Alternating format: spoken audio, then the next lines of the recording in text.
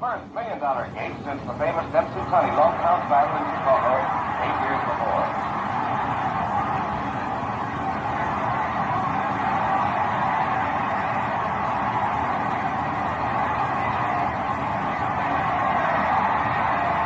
Everyone's stunned by the fury of Lewis's attack.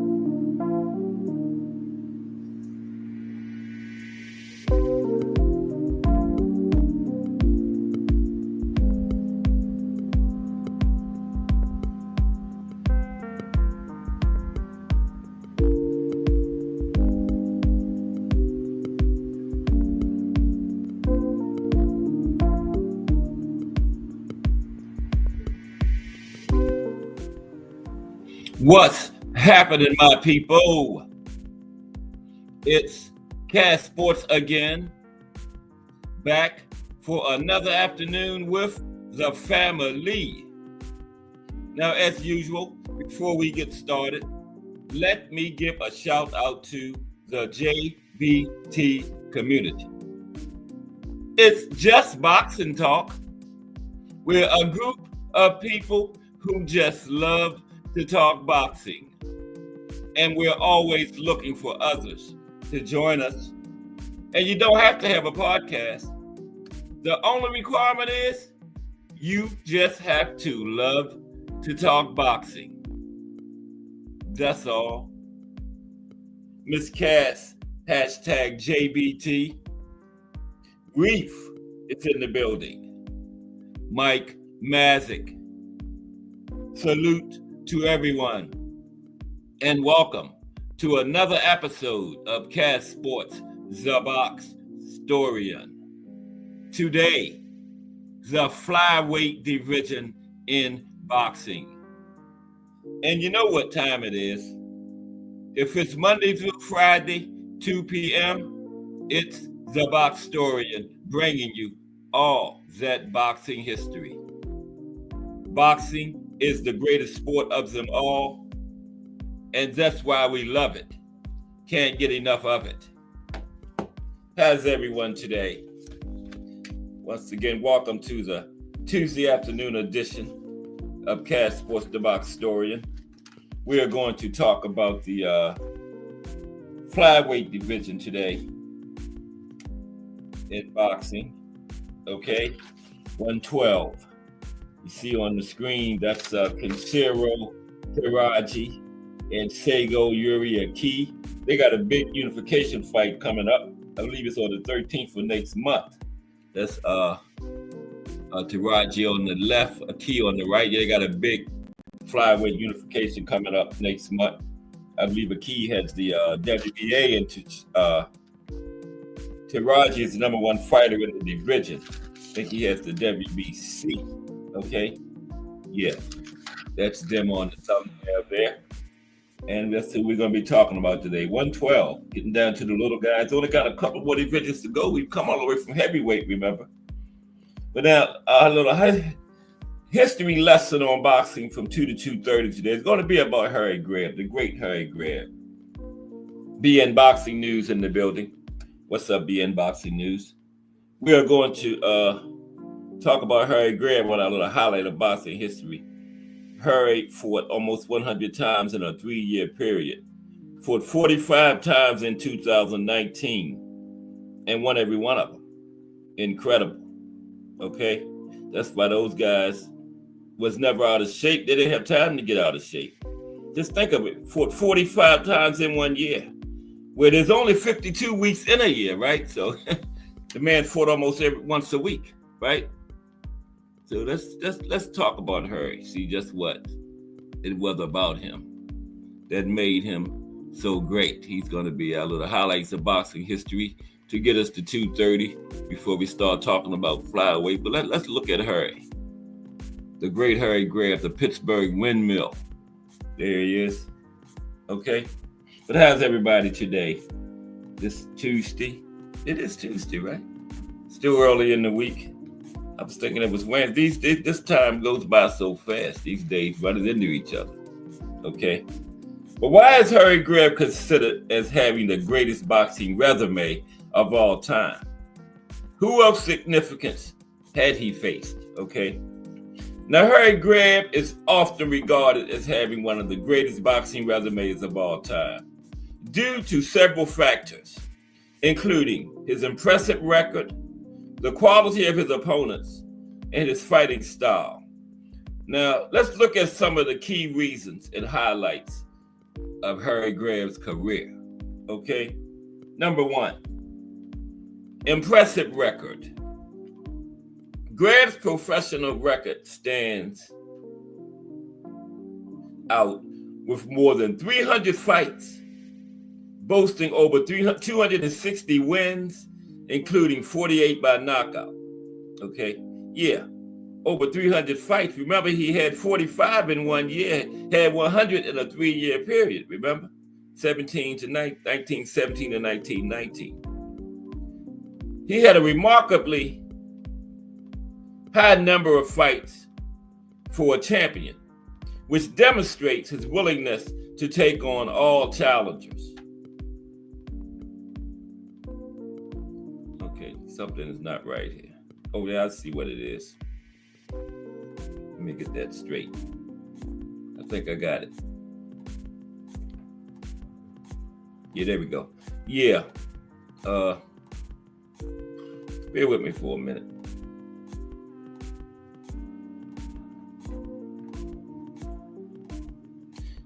Okay. Number two, we're looking at some key reasons and highlight why Harry was so great and some highlights of his career. Number two, quality of opponents. Greb fought many of the top fighters of his era, often multiple times, and some notable opponents included Gene Tunney, a future heavyweight champion. Greb faced Tunney twice, winning once and losing once. And that win against Tunney was the only time Tunney ever lost in his career. Was to Harry Greb, okay? He stopped Gene Tunney from being another undefeated heavyweight. Like, that's what made Rocky Marciano the only one. Harry Greb gave Tunney his only loss. Okay, another one. The great Benny Leonard. Now that was the greatness of Harry Greb. Gene Tunney was a light heavyweight. Benny Leonard was a lightweight. Harry Greb fought both of them. Benny Leonard, a lightweight champion who was considered one of the best pound-for-pound fighters of his time. Okay. The toy bulldog, Mickey Walker. Talking about some of the guys Harry Greb faced in there. Mickey Walker, a middleweight champion and a fierce competitor. Greb fought Walker 3 times, winning 2 of the 3. Tommy Loughran, a light heavyweight champion and skilled boxer. Greb faced Loughran several times, winning more than he lost. Jack Britton, a welterweight champion. Greb fought Britton multiple times, showcasing his ability to compete across weight classes. Because all those fighters, one was a lightweight, one was a heavyweight, one was a middleweight, one was a welterweight. Greb fought all of them in their weight classes. Okay, that's greatness. Okay, number 3, fighting style and durability. Greb was known for his relentless pressure, high volume of punches, and incredible stamina. Yeah, he had a serious gas tank on him. He often fought with a frenetic pace, making fights exciting and showcasing his toughness. He was willing to engage in brawls, which endeared him to fans and established his reputation as a fighter. That's why they call him the Pittsburgh Windmill. Number 4, era of competition. Greb fought during a golden age of boxing in the 1920s and early 1930s, a time when the sport was highly competitive and featured many legendary fighters. His ability to consistently compete and win against such talent adds to his legacy. Okay, titles and achievements. Greb held the World Middleweight Championship and was also a World Light Heavyweight Champion. His ability to win titles in multiple weight classes further solidifies his status. Legacy.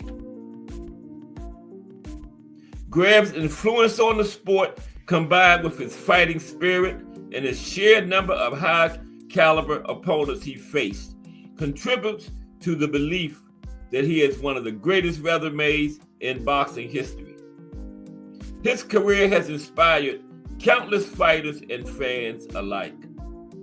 In summary, Harry Greb's extensive record, the quality of his opponents, his fighting style, and his achievements in a competitive era all contribute to his reputation as one of the greatest boxers of all time. Okay? Now, what were some of Greb's most notable fights or victories? Okay, let's look at that. Some of his most notable fights or victories for the Pittsburgh Windmill, Harry Greb. Harry Greb's career is filled with notable fights and significant victories that showcase his talent and tenacity. Here are some of his highlights. Greb vs. Gene Tunney, 1922. Greb faced Tunney, who would later become the heavyweight champion, in a highly competitive fight. Greb won the first fight, but he lost the rematch in a close decision. Greb vs. the toy bulldog, Mickey Walker, 1925. Greb fought Walker 3 times. Their first encounter ended in a win for Greb by decision. He also won the third fight, the rubber match, solidifying his status against one of the toughest fighters of the era. Yeah, the toy bulldog took 2 or 3 from him. Greb vs. Tommy Loughran, 1926. Greb fought Loughran multiple times, winning the majority of those fights. Their fights showcased Greb's ability to overcome a more technically skilled opponent. And there is no film of Harry Greb at all. No film of this man at all. Greb vs. Jack Britton, 1923. This rivalry featured several fights, with Greb winning a notable fight against the welterweight champion Britain. Their fights further established Greb's versatility across weight classes. Greb versus Billy Miss, 1925. Greb faced Miss, a durable and tough opponent, winning by knockout in a thrilling fight that demonstrated Greb's power and relentless style. Greb versus Johnny Wilson, 1926. Greb won the World Middleweight Championship from Wilson in a dominant performance, further solidifying his legacy in the middleweight division. Greb versus Al McCoy, 1927. In another significant matchup, Greb defeated McCoy, showcasing his ability to handle skilled boxers and further enhancing his reputation. Greb versus Maxie Rosenblum, 1928. Greb faced the light heavyweight champion Rosenblum in a highly anticipated fight, winning by decision and proving his mettle against top-tier opponents.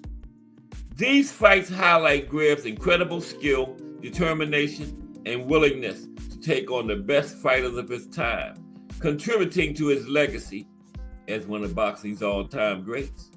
You heard Greb? Bad man. Okay? Anybody come into the building? Let me refresh the chat. Don't want to miss nobody. No, BN was the last person. Okay. Now, let's look at something else about her and Greb. We still got a few minutes, about 5 minutes before we start talking about flyweight. Oh my.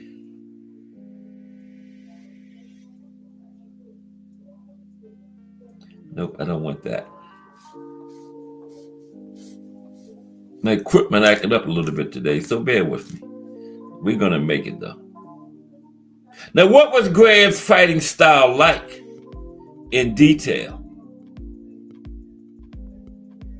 Okay, what was his fighting style like in detail? Okay, that's a good question. Now, Harry Greb's fighting style was characterized by several distinctive features that made him one of the most exciting and effective boxers of his era. Here's a detailed breakdown of his style. Aggressive pressure fighting. Greb was known for his relentless aggression. He constantly moved forward, putting pressure on his opponents and forcing them into defensive positions. Okay? His ability to close distance quickly allowed him to engage in brawls, often overwhelming opponents with his activity. High volume of punches. Greb threw an astonishing number of punches in each round, often exceeding 100. This volume made it difficult for opponents to counter effectively. You know, so many coming at you. What do you counter, right? This man often threw over 100 punches a round. It's hard to counter when somebody's throwing volume like that at you. He utilized a variety. Your counter will get countered, right? He utilized a variety of punches, including jabs, hooks, and uppercuts, often throwing them in quick succession. Unorthodox technique. Greb's style was not textbook. He often fought with a crouch stance and used head movement to evade punches while closing in on his opponent. His unconventional technique made it challenging for opponents to predict his movements and punches. Okay? And like I was talking about, that gas tank. Great stamina and endurance. Gas tank was legendary, man. Legendary. Make the Energizer Bunny look weak. Harry Greb's gas tank. Okay? Greb had exceptional stamina, allowing him to maintain a high pace throughout the fight.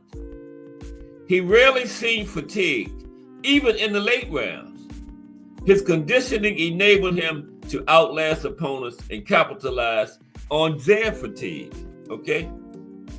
His swarming style. He engaged in a swarm style of fighting where he would throw punches from various angles, making it difficult for opponents to defend themselves.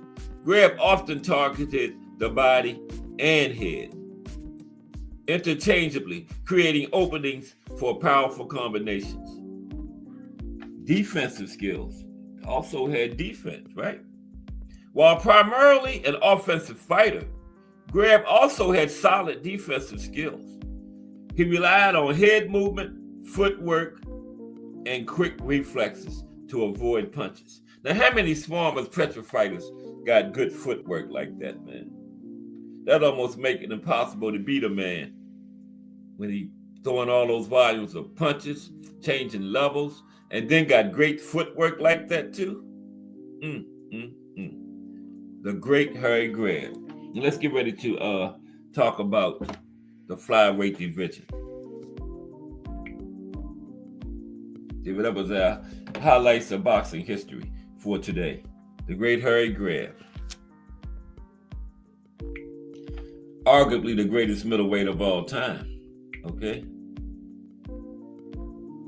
Yep. But how's everybody today? We got the, we had the joint JBT Content Creators show last night, but, I know y'all know that somebody was absent. Cash Sports was absent. Cash Sports was in the bed sleep. I'm old, man. I'm up 2 or 3 o'clock in the morning. I sleep at any time, and I was thinking about this show all day, but I fell asleep about 6 o'clock and woke up at 10. I just talked to Jay Hardcore. I said, why didn't you call me? And he said he told him during the show. Y'all, if you was in it, you might have heard he said Cash Sports probably sleeping. That's where I was, sleeping. But yeah, the drawing for the ticket is Friday. The meet and greet is next Friday. And we are in fight week for the big one. Better be Bivol too. Who y'all got? Man, I'm kind of worried this time that Better be probably gonna knock Bivol out because Bivol didn't finish last time, right?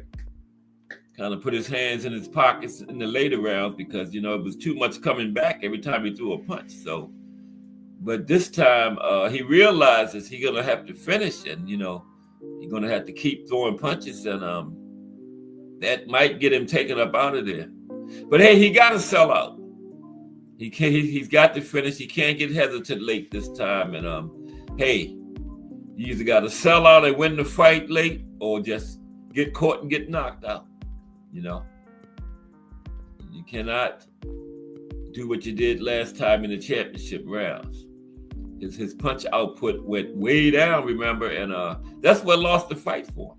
Because I thought he was winning going into the championship round. Maybe I'm wrong, but that's what I thought. But he just really got real hesitant, and he admitted that he's got to finish. And I don't know, I think that might get him stopped this time. Round 9, 10. I'm just leaning that way. But it's this weekend. Man, they calling that the greatest card ever. Some people are. 7 championship fights on the card. It's going to be a great night of boxing. The last crescendo. Riyadh season this Saturday. And then next week is Gervonta Tank Davis and Lamont Roach. Okay, the schedule is heating up. And we got a fight on the 24th from Japan. It's Junto Nakatani and David Cuellar. Nobody's talking about that, but I think that's one of those early morning fights from Japan. But that could be a good one. I ain't got Cuellar beating Nakatani. That's at 118, by the way, but it could be a good solid fight that nobody's talking about. That's 2 days. That's the 24th, which is Monday, 2 days after Bivol. You got a big fight card like Better Biab and Bivol, and a good fight like Nakatani and Cuellar is getting overshadowed by it. But we'll start talking about it once Better Biab and Bivol fights over with here, because that's a great matchup. That's at 118, both undefeated. Nakatani and Cuellar both undefeated. Somebody's got to go, not unless it's a draw. but I doubt that. Cuellar is one of those solid, come forward Mexican fighters, but that might get him in trouble coming forward against Nakatani. You know what I'm saying? But let's get ready to do this. The flyweight division in boxing. How's everybody this Tuesday afternoon? Still early in the week. Let's look at the week right quick. Tomorrow is going to be, we've been doing boxing styles on Wednesday, brought to you by Thomas Hill. And, remember we started out with that Cuban style, out of the Cuban boxing system down there. And then we did the Mexican boxing style, that pressurized, come forward boxing style. And then we did the Eastern European style, that technical,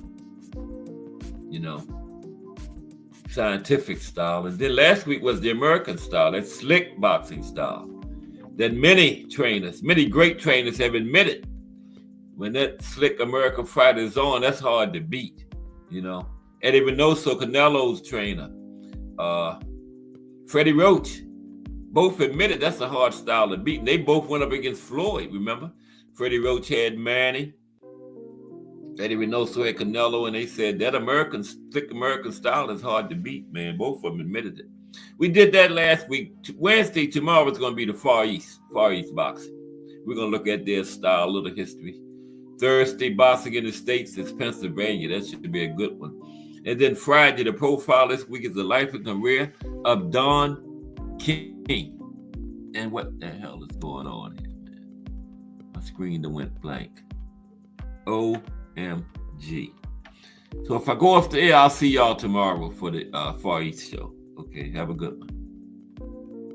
Maybe. Oh, please come back.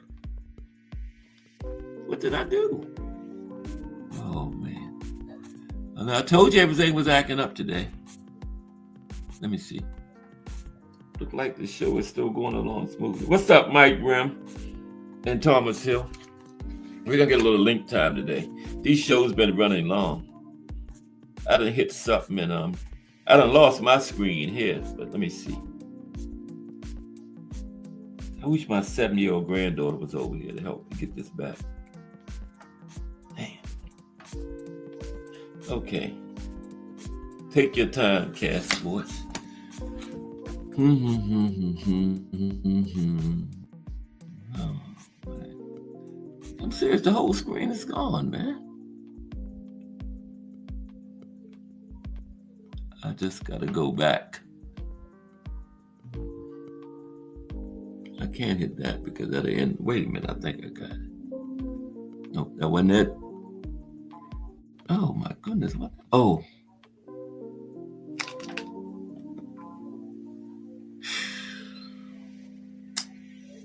I see it. It's way over there in the corner.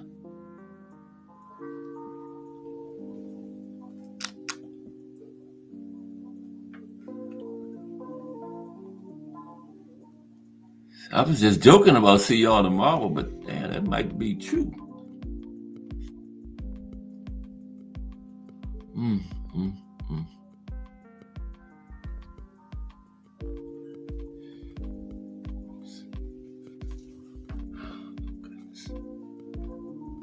Bear with me. Technical difficulties.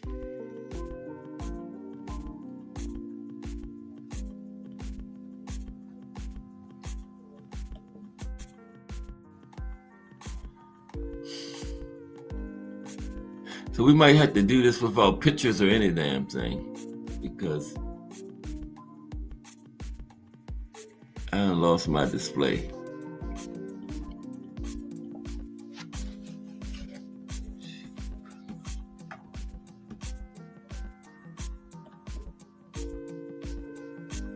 No, I'm not trying to leave the studio, man.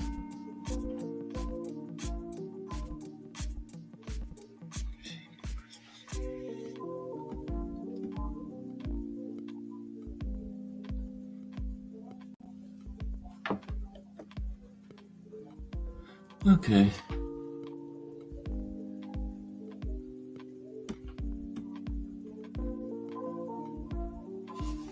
Oh, I think I got it.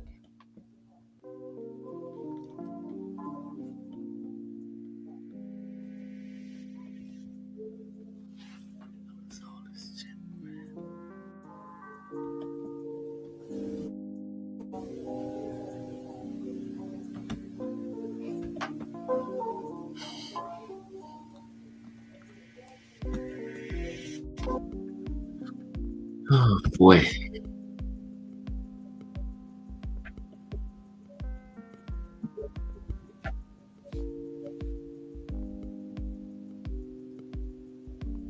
Bear with me.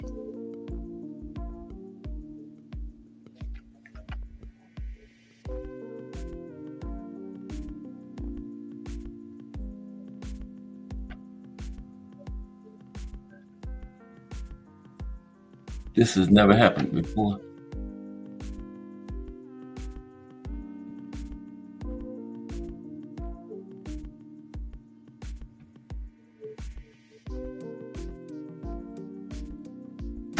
Oh.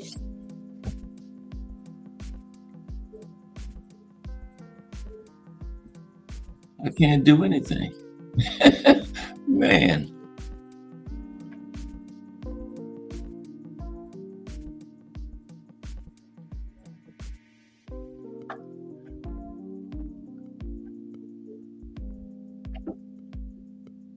And we're back. Okay. I don't know what was going on, man. But I got it. All by myself. Okay, let's start. Okay, I'm gonna use my right hand and put my left hand in my pocket. Okay. Sorry about that. Damn. Whew. I'm sweating. Miss Cass, turn that heat off. Okay, here we go. I got it. Okay, is the echo gone, T Hill? It should be gone. I think that's what was going on.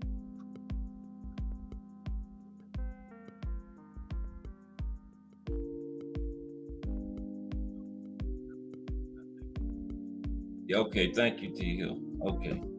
All right, let's start the show. Got my left hand in my pocket. Doing everything with one hand because that other hand always hitting something, man. And I don't waste all this time. Okay. The featherweight division in boxing. We're gonna get some late time today too, because this gonna be a short one. We're gonna finish this like 325, 330, I think. Okay. Now, the flyweight division in boxing. Yeah, that stuff got me sweating.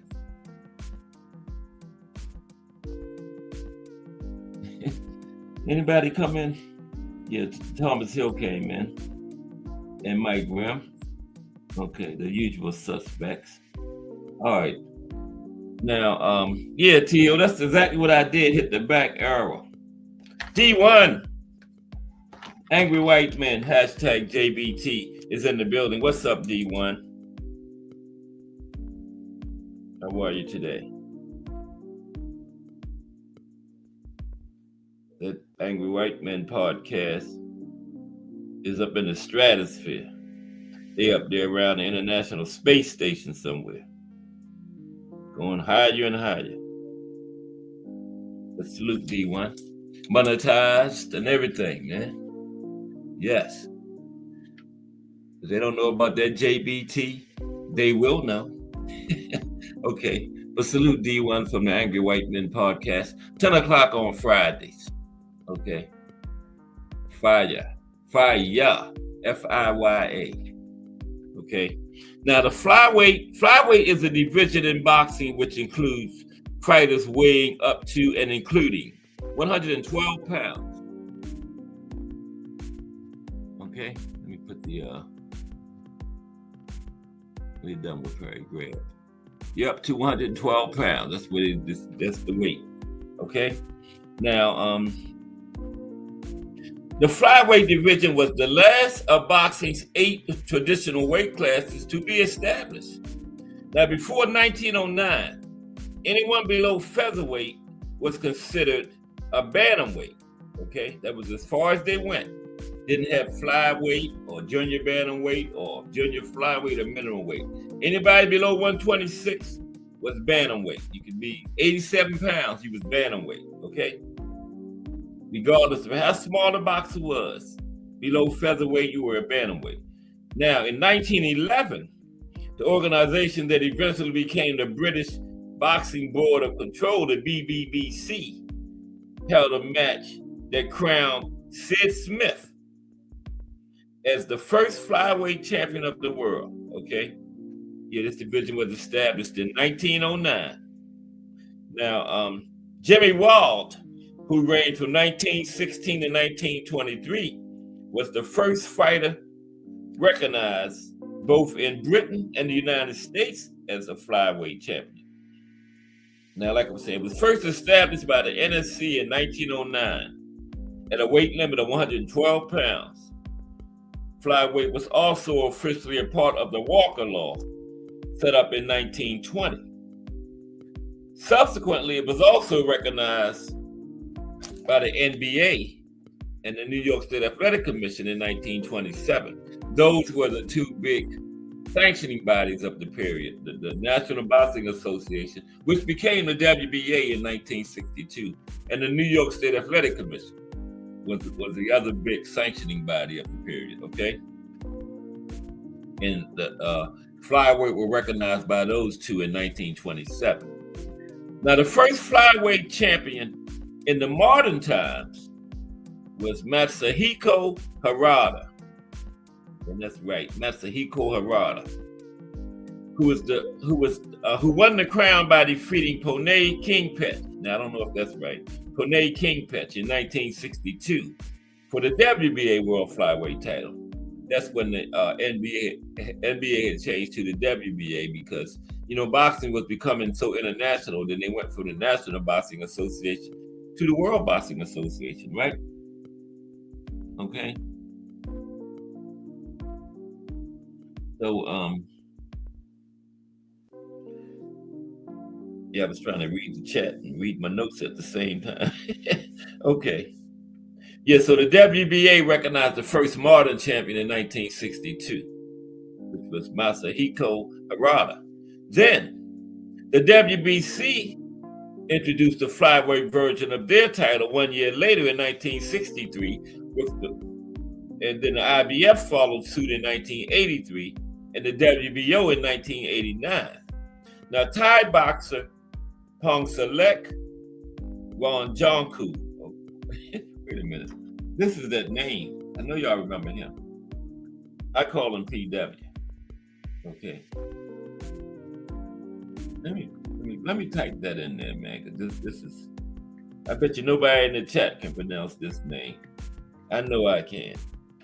But he was the anyway, he's the longest reigning champion at flyweight with 17 title defenses, okay? I'm gonna put his name in there. Y'all have seen him before. I just call him PW. K-L-E-K. That's just his first name, got like 50 letters in it, okay? Last name got 60. W-O-N-G-J. Now I'm gonna drop the link later. Now anybody could come up here and pronounce this for me. Okay. You win the ticket to the fight. Anybody that can pronounce this. Forget the raffle. Okay? Anybody that can pronounce this name wins. I will buy you a ticket. Okay, there it is. There it is. Right there. He's the longest reigning flyweight champion. 17 title defenses, okay? OPW. Pongsalek Wongjonku, right? Now, notable flyweight competitors throughout the years include Victor Perez, Pancho Villa, Walter McGowan, Pascal Perez, Pone Kingpet, Salvador Barini, Fighting Harada, Masao Oba, Chai Chinoy, Efren Torres, Roberto Salaveria, Miguel Cantu, Dave McAuley, Charlie McGree, Gabriel Bernal, Santos Laciar, Sal Chitolata, Yang Kang Kim, Yuri Abachako, excuse me, Danny Romero. I'm doing some butchering. Mark Too Sharp Johnson. Oh, that easy one. I can pronounce that. Mark Too Sharp Johnson. Wow, an easy one. Mark Too Sharp Johnson, Manny Pacquiao, Jorge Arce, Victor Kenyon, Nonito Donaire, Omar Andres, Narvaez, PW, okay, Amnet, AR, Roman Gonzalez, Chocolatito, Don Benitez, Nicola Adams, Jimmy Wall, Pancho Villa, Mashiki Karada, Miguel Cantu, Charlie McGree, Gabriel Bernal, Hilario Zapata, Yuri Darkenyan, and yeah, we did say Chocolatito. Those are just some of the fighters that was some butchering was going on there. Okay, let's look at some of the all-time greats that fought in this division, and then we're gonna look at some of the current guys that fight there. Okay, look at some of the all-time greats of flyweight 112. Okay, first, and I got some fights too. Some of the great fights, championship fights that occurred at 112 later. But some of the all-time best flyweights in boxing history. Some not the best, but some of them, because somebody always gets left out, you know. I don't know what the hell's wrong with this damn phone. I'm gonna have to switch up. Always got a backup plan, you know. Now, for many years,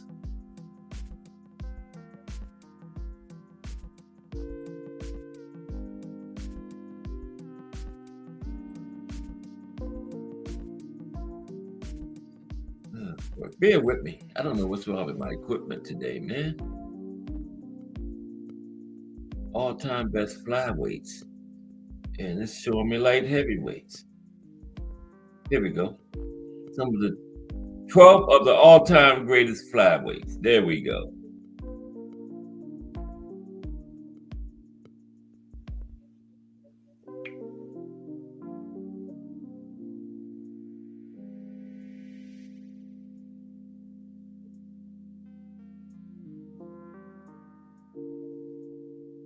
Your left hand, get back in that pocket before you hit something.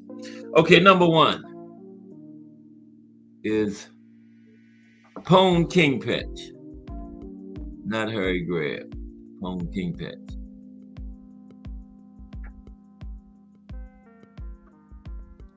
Yeah, that's Pone. No, number one is Masao Oba. That's Masao Oba. Okay, Masao Oba. Now he was a tall, skillful flyweight with quick hands and a terrific jab. Now Oba's career was cut short when he died in a car accident at the age of 23, same age as Salvador Sanchez. However, he had already established himself as a Hall of Fame champion with wins over Burke Charpenchai, Rocky Garcia, Betulio Gonzalez, and Orlando Amores. And we're in flyweight 112, so the butchering is not over with, okay? Now, Pone Kingpetch. These just little short summaries of these fighters. I ain't trying to bore y'all to death. Pone Kingpetch is next. Everybody hitting the appreciation button. The appreciation button is a like button in the JBT, okay? Yeah, Pone Kingpetch. Now, Kingpetch became Thailand's first world boxing champion when he defeated the great Pascal Perez in 1960. Another win over Perez in the rematch followed victories over Fighting Geraldo and Hiroyuki Bahara. Told y'all the butchering is not over. Okay?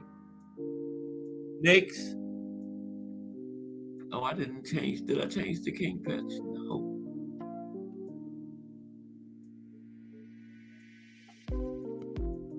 Yes, I did. That's Pone Kingpetch right there. That's Peter Kane on the right. No.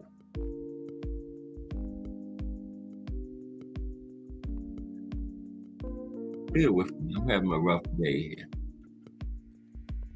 Number one was Masao Oba. That's Masao. Two was Pone Kingpetch.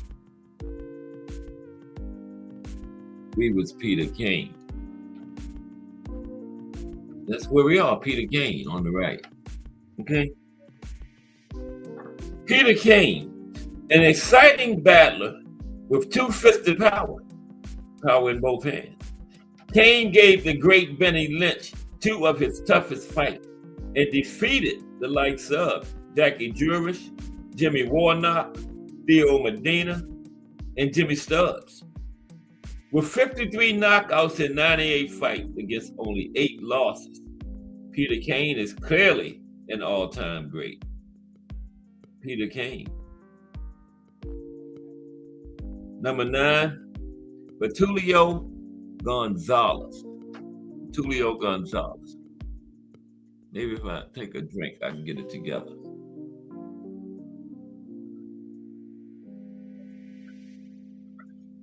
I need something stronger than this cooler.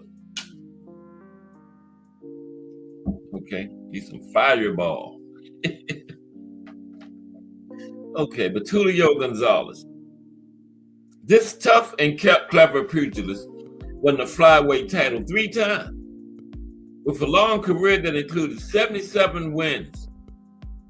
He had a trilogy with the great Miguel Cantu and fights against Luis Ibarra, Gutsy Espadas, Shoji Oguma, and Masao Oba. It remains a mystery why the man, he was revered in Venezuela as the country's greatest fighter and not in the Hall of Fame. Wow. So I'm learning too. Betulio Gonzalez is not in the International Boxing Hall of Fame. Wow, I don't know why he's not. Midget Wolgast is next. Midget. What's up, Midget? Okay, Midget Wolgast. Quick and clever, Wolgast was an incredibly prolific fighter with 200 fights in his career. 200, yes, that was common back then. He holds wins over Archie Bell, Ron Zurita, Black Bill, Jackie Brown, and Johnny McCoy. Yeah, he beat old Black Bill. Wow. Benny Lynch is next. Black Bill didn't make the list, by the way. Here's Benny. One of the greatest flyweights and the finest boxer ever to come out of Scotland. Benny defeated Jackie Jurich, Peter Kane, John Tut Whaley, and Jackie Brown, among others. Ring Magazine founder Nat Fleischer ranked Benny Lynch as the 5th best flyweight of all time. That's high praise. Nat Fleischer, Ring Magazine. Well, and that we're gonna talk about the top 10 that's currently fighting in a moment. In a moment. Next is the great Miguel Cantu. The great Miguel Cantu. Terrell Cameron in the building. What's up, Terrell? How are you today? Good to see you. Salute. We're talking about flyweight, Terrell, today. Talking about some of the former greats that fought in the division over the years. And in a few moments, we're going to talk about some of the guys that's currently campaigning there right now in 2025. We got a big fight coming up in that division. We're going to talk about it. The number 1 guy. I'm going to tell you about that in a minute. Big fight coming up in this division. Okay, but Miguel Cantu, March 13th. Cantu won the WBC flyweight title in 1973 and defended it 14 times, okay? Defeating such fighters as Shoji Oguna, Betulio Gonzalez, Antonio Avilar, Kimiyo Furusawa, Orlando Maldonado, and Sung Jun Kim. Without question, Cantu is one of Mexico's greatest boxers, all-time greats. But see, you know, down in those lower weight classes, a lot of people don't follow them, right? They just started looking at 135, 130, 126 when Tank and all those guys came into it. Some people never went below welterweight back in, 70s, 80s, Four Kings period. You didn't hear too much about these lower weight classes. But they finally getting their props, Finally getting them. The great Frankie Gennaro, legendary flyweight in the International Boxing Hall of Fame. The great Frankie Gennaro. There's Frankie. Now, a standout. You get some link time today. Yeah, I gotta keep track of the time. A standout fighter and champion during a highly competitive era for the flyweight division. Gennaro holds wins over such greats as Eddie O'Dowd, George Marks, Carl Tremaine, Franklin Garcia, Joey Archibald, and the legendary Pancho Villa. Pancho Villa is arguably the greatest Filipino fighter of all time, not Manny Pacquiao. Okay, arguably Pancho Villa. Again, Ring Magazine founder Nat Fleischer, Charlie Rose, and Herb Goldman, all big-time boxing historians, all ranked Gennaro in the all-time top 5 for the flyweight division. Okay, yeah. Cash Sports, the box historian, would put Frankie Gennaro in the top 5 also. Nat Fleischer didn't hear me say it because he had passed away, but some of the ones that's around, the historians around now, probably heard Cash Sports say it. That's why they said it, Like Box Rec and all them, copycats. Next is Fidel La Barba. Hard to hit and quick on his feet, La Barba has an outstanding record with wins over a long list of great fighters, including Charles Bud Taylor. Yeah, Terrence Crawford wasn't the first Bud. Charles Bud Taylor was way back there. Frankie Gennaro, Kid Chocolate, Alkie Clark, George Rivers, and Petey Serrone, legendary Petey Serrone. Just a couple more. We're getting to the top 3 flyweights now. Now I would put these. I would say these are really the top 3. Pascal Perez, legendary Pascal Perez. Even if you don't follow these lower weight classes, you heard of Pascal Perez. Packing tremendous punching power in a small frame, this Olympic gold medalist and world champion is one of Argentina's all-time greatest. Might be the best ever come out of Argentina, Pascal Perez. Not to mention the country's first world champion, right? 57 knockouts and 84 wins against only 7 defeats. Herb Goldman rates him as the second best flyweight of all time. Yeah, I rated number 3. Number 2,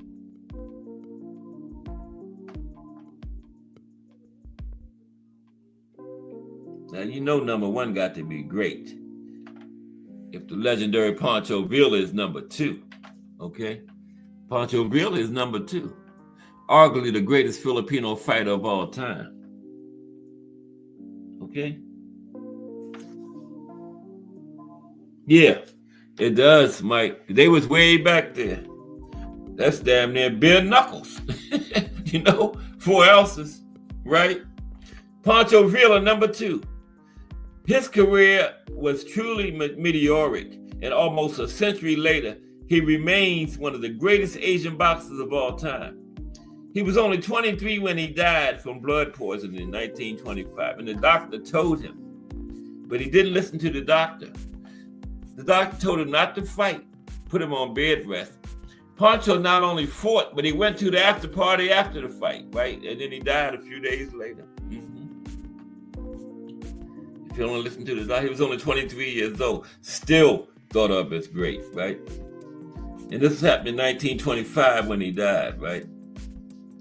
His real name was Francisco Garrido. He established himself as an all-time great fighter in just 3 years of frenzied action, 3 years as a professional. In 1922, he arrived in America and soon became a huge attraction, defeating the great Jimmy Wall, Georgie Marks, Bud Taylor, Johnny Buff, Abe Goldstein, and dropping 2 close decisions to Frankie Gennaro, one of which was widely viewed as a blatant robbery. And now number 1, the number one flyweight of all time, the great, legendary Jimmy Ward. Jimmy Ward. Pound for pound, one of the most prolific and most powerful of all fighters. There's no question that the Tylerstown Terror is the all-time greatest flyweight. He began boxing as a teenager in so-called booth belts, and no one knows how many fights he had. Estimates range between this man having 500 and 700 fights, okay? He went on to campaign as a legit professional where he had authored the longest winning streak in boxing history, 103 fights without a single loss. 103 fights without a single loss. By the time he won the world title in 1916, he had already cleaned out the division and was a living legend. The great Jimmy Ward. Okay, let's talk about some of these current guys that's fighting now. We got a big fight coming up at Flyweight March 13th too. It's Shinjiro Teraji going up against Shinjiro is number 1 ranked flyweight against the number 3 ranked flyweight Seigo Yuri Aki. Shinjiro, it's a unification. Shinjiro has a WBC, Aki has a WBA, right? They were the thumbnail. This is a different one from the one on the YouTube. But that's them here. That's Taraji on the left and Aki on the right. Yeah, they got a big fight coming up March 13th, unification. But see, nobody's talking about that. They're talking about Beterbiev, Bivol, Tank, Roach, Sakura, Kid Austin. But this is a great fight. But nobody follows these little divisions, man. This might be the fight of the damn year.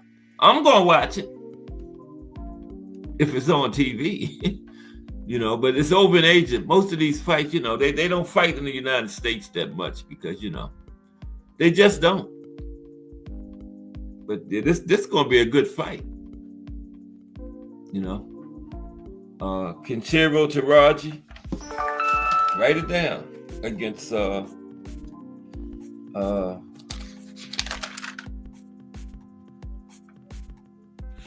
got his name already. I'm bragging about half. Seigo Yuri Aki. Okay? That is going to be a great fight. March 13th. Put it on your calendar. Bear with me for one moment. We're going to start talking about some of the current fighters at Flyweight. Flyweight, 112. So let me put that in there, so y'all can get ready for this one. This might be the fight of the year, man. But nobody's talking about it.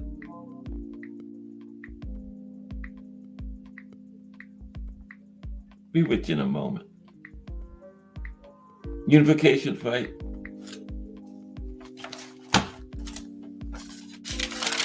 Two of the best fighters in the sport right now.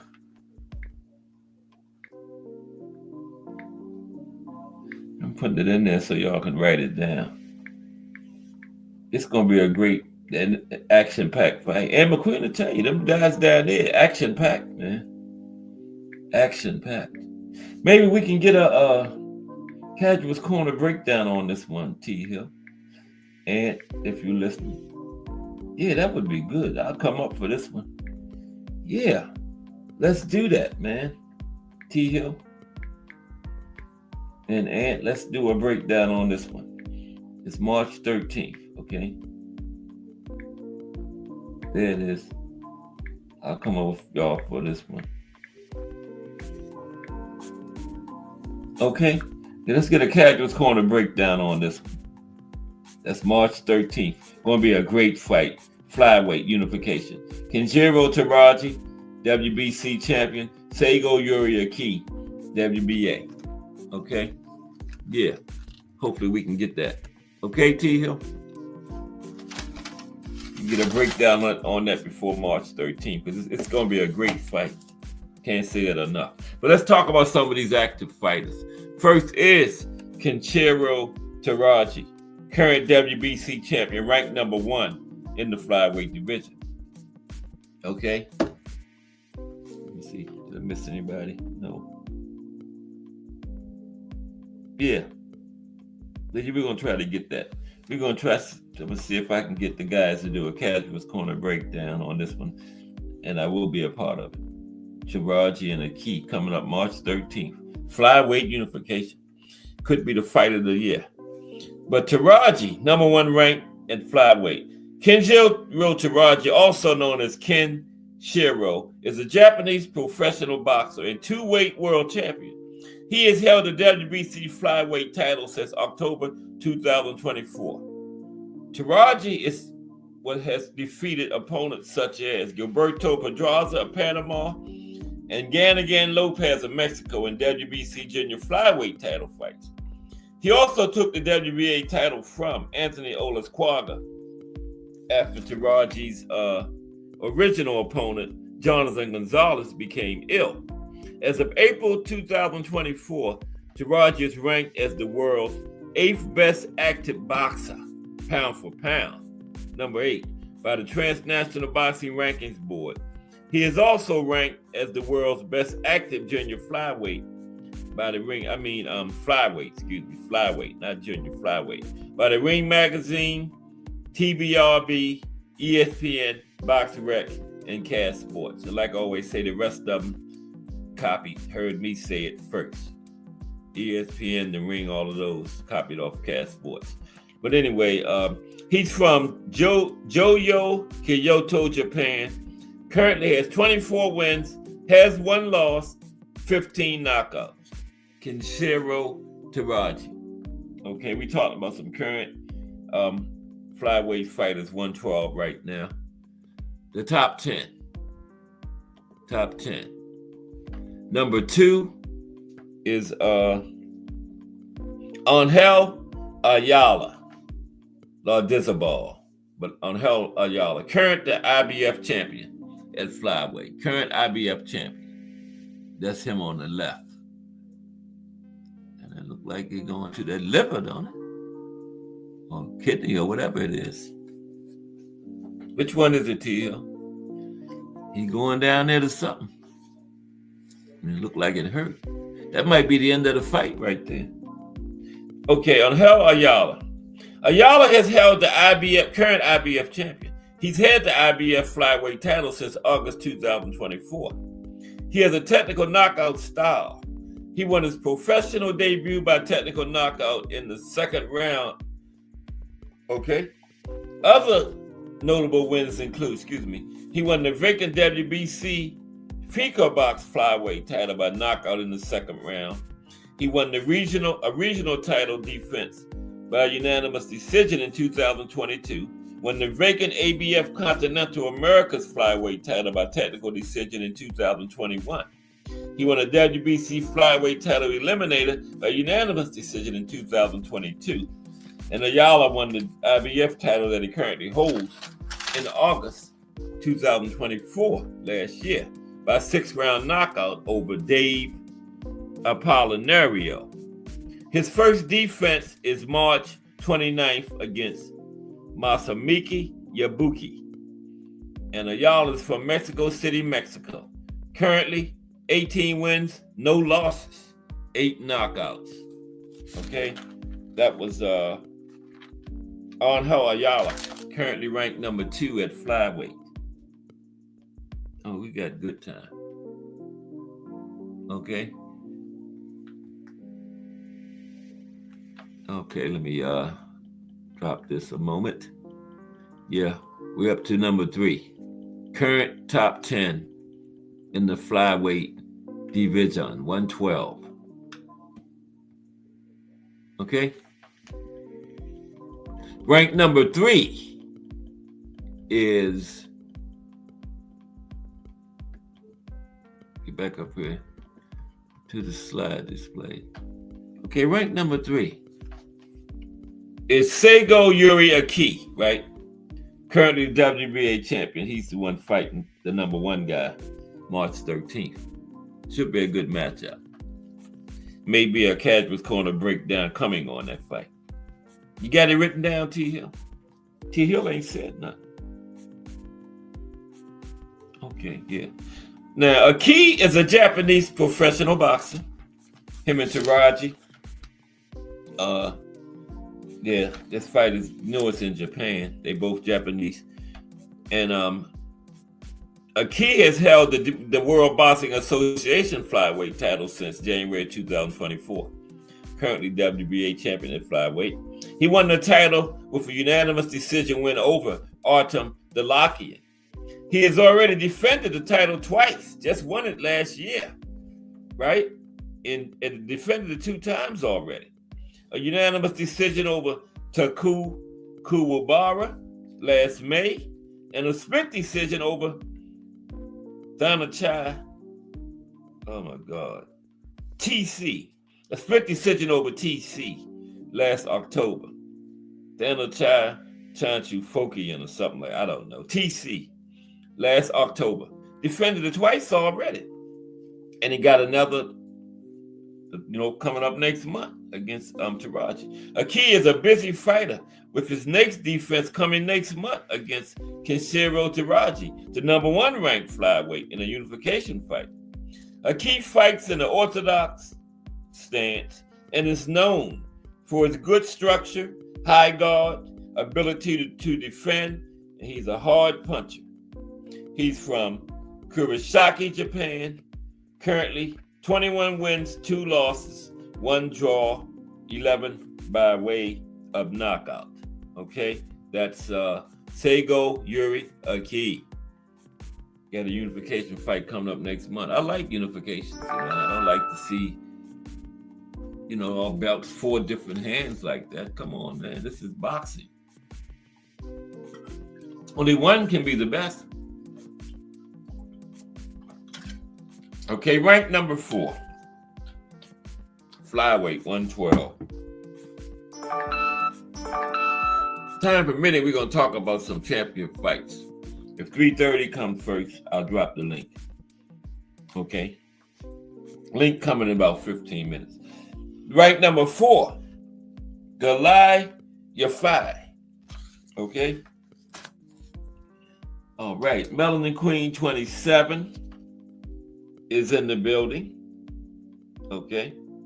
We talked about the raffle earlier, but Melanin Queen 27 going to go more in detail on it. Hit that link she got in there, and that take you right straight to the Cash App if you want to. You got till Friday to get in the raffle. And yeah, Melanin Queen, when we did the show last night, Cash Sports was in the bed sleep. Jay Hardcore said he told everybody I was falling asleep. I said, Jay, why didn't you call me? Yeah, he said I was the only one missing. I'm old, man. I fall asleep at any time. I woke up at 10 o'clock. I said, oh, shit. I missed the show. Damn. But salute, Melanin Queen. Good to see you today. And Ken Saw Love 1 in the building. What's up, Ken Saw Love 1? How are you? And, if Ken Saw Love in the building, you know who else in here? Jarrell Hattie. What's up, Jarrell? How you doing today? We're going to drop the link at 3:30. About 15 minutes. Chop it up some. Okay? Salute Melanin Queen 27, Ken Saw Love 1, and Jarrell Hattie. Okay. Yeah, number 4, Goliath 5. Yeah, we're going to finish the current top 10 and drop the link. These are the current top 10 fighters at flyweight. Okay? Now, your 5 is an English professional boxer. Yes, that's your 5 on the right with the beard and stuff there. He's an English professional boxer, okay? And he had the WBC interim flyweight title since 2024. He's the interim champion, WBC. He might get a shot at who wins between this fight March 13th between Taraji and damn, it's right there in the chat. What's his name? Taraji and the other guy. Okay, let's continue. Yeah, this guy might get a shot at the winner. Okay.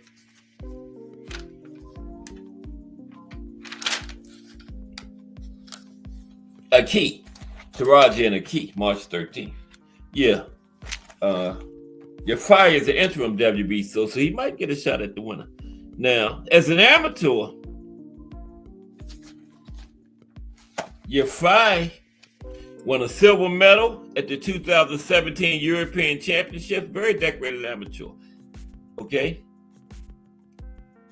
He won a silver medal at the 2017 European Championships.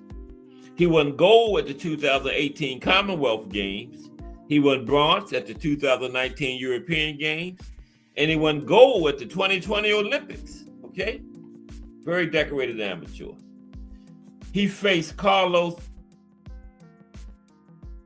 Bacon WBC interim flyweight title on February 27, 2022 in his professional debut. He was fast-tracked, winning the regional title by a fifth-round technical knockout as Batista's corner decided to throw in the towel near the end of the round. Now, after a decorated amateur career, including an Olympic gold medal, Yafai was put on the fast track upon turning professional. All of his fights at the professional level have been scheduled for at least 10 rounds, except for one, and that one was scheduled for 8 rounds. So you're definitely on the fast track. 9 fights, 8 of them been 10 rounders. Fought for an interim title right out the gate, right? And the only one that wasn't 10 was 8 rounds. And Yafai is from Birmingham, England. He has 9 wins and no losses, 7 knockouts. That's rate not that high because he don't have that many fights, right? You know. And if he keep up that good knocking people out like that, as he gets more fights, then that rate will go up. But right now, it's just 77%. That ain't bad. That shit. He's got 7 knockouts in 9 fights. Yeah. That ain't bad. 77%. You know, but if he keeps it up, it'll grow higher and higher as his fights go up, you know. Yeah. Yafai. Been doing some good work early through his first 9 fights. He was ranked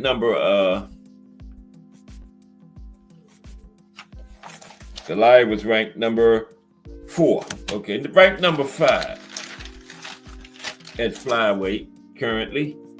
Artem Dalakian. He just lost his title last year. Artem Dalakian. Define Arnie 1. What's up? Define Arnie 1 in the building. How are you today? Good to see you. We're going to get some link time in about 10 minutes. As soon as I finish this. Yeah. Today. Okay? Salute Define Arnie 1, our friend from Puerto Rico. Okay? Salute to Define Arnie 1 and all the other American citizens down there on the island of Puerto Rico down there. Any big fights down there in Puerto Rico, Define Arnie 1 is going to bring them to us. Okay? Already did. One did a great job. But Artem Dalakian ranked number 5. Okay? Now, Dalakian, I didn't change it. There's Artem right there. That was the same pose. Oh, man. Messing up again. My left hand's supposed to be in my pocket and drifted back up on the desk and hit something. Damn. Oh, boy. Okay. There's Dalakian. Come on, man. What the hell is going on?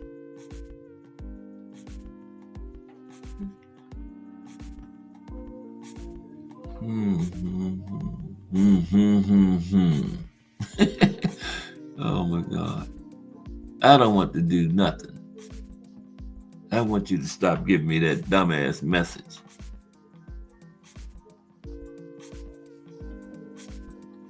For some reason, they won't show my slides. I don't want to upgrade nothing, man.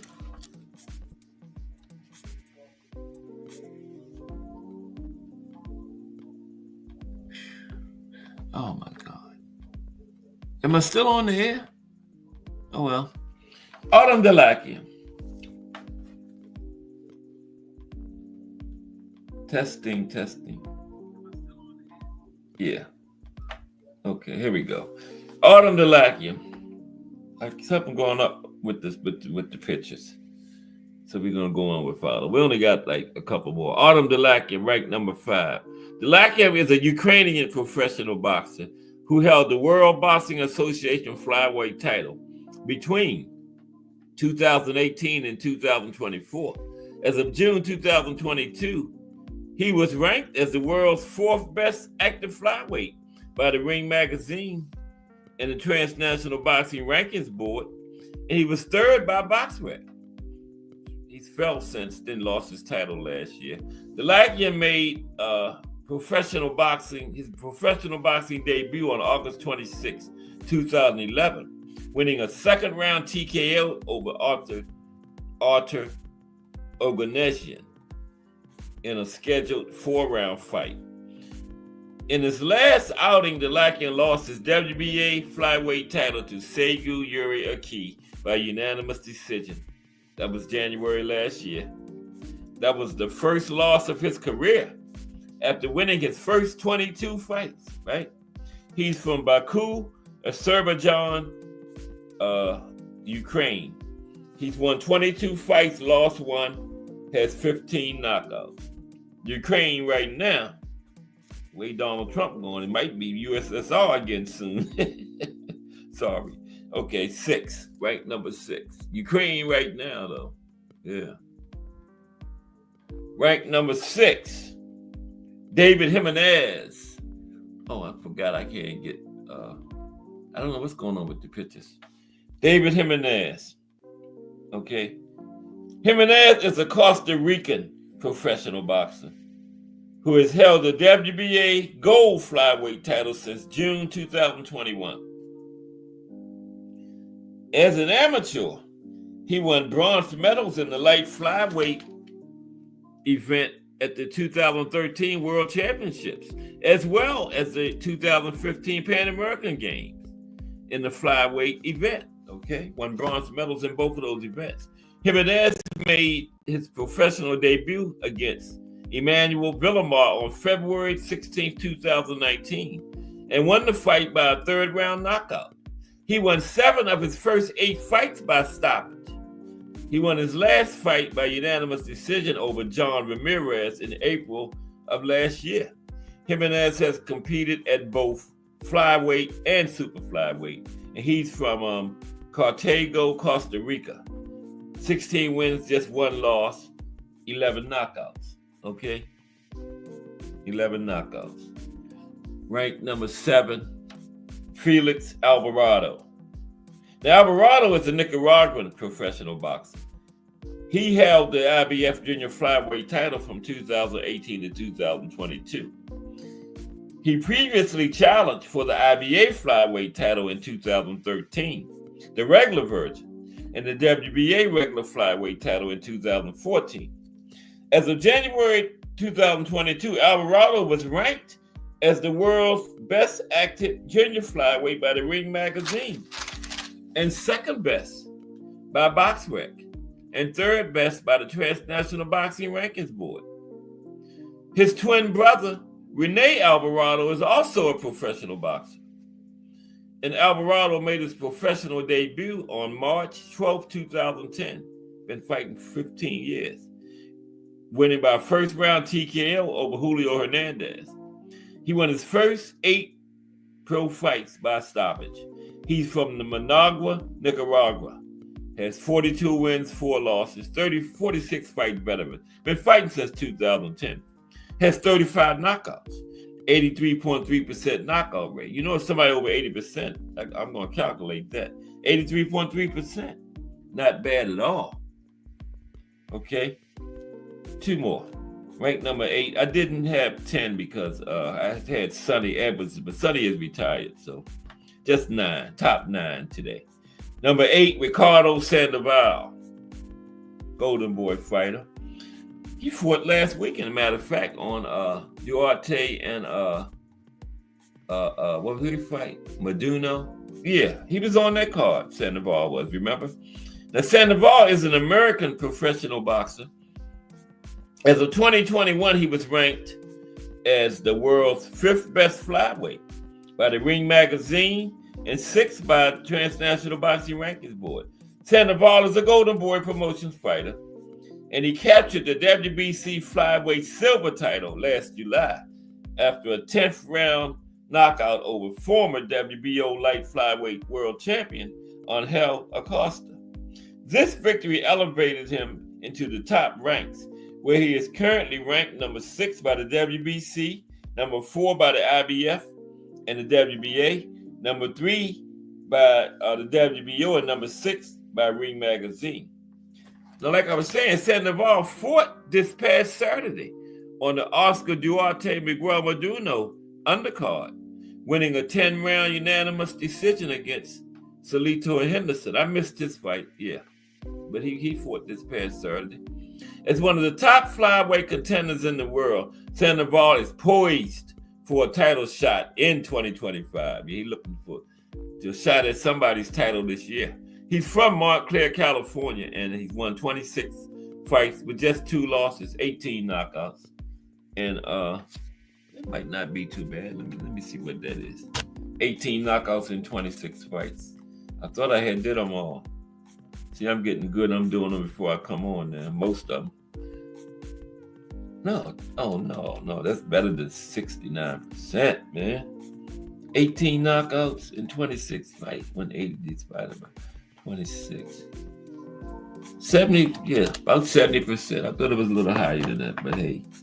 69.2%. Finally, told you I got 9 because I had Sonny Edwards in, but Sonny retired. I dropped Sonny off.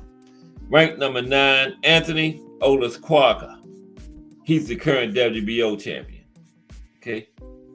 And then we're going to get some link time today. Now, Olasquaga. Trying to see. Refresh the chat. I don't be refreshing the chat, and I be missing people coming in. I'm sorry. Now, I remember Mr. Cass erased Crush comment by accident. So I hope she didn't block him. I'm seeing Crush. I'm going to have to check that out. Damn. Anthony Olasquaga, current WBO champion at flyweight. Okay. Now, Olasquaga is the current World Boxing Organization champion. I think I just said that, at flyweight. He's held this title since July last year after a 3rd round TKO win over Riku Kano. He's made 1 title defense, which was a 1st round technical knockout victory over Jonathan Gonzalez. He's set to make his 2nd defense of his title on the 3rd of next month, March 3rd, against Hiroto Kawaguchi. Everybody has heard someone call a boxer a cab driver, right? Well, until recently, Olasquaga was actually a cab driver, right? To support his burgeoning boxing career. Now, he gave up being a cab driver just before his championship fight against Jonathan Gonzalez last year, and he won the title. Okay? From Los Angeles, California. He's 8-1 with 6 knockouts. Okay? 8-1, 6 knockouts. 75%. Not many fights, so you know.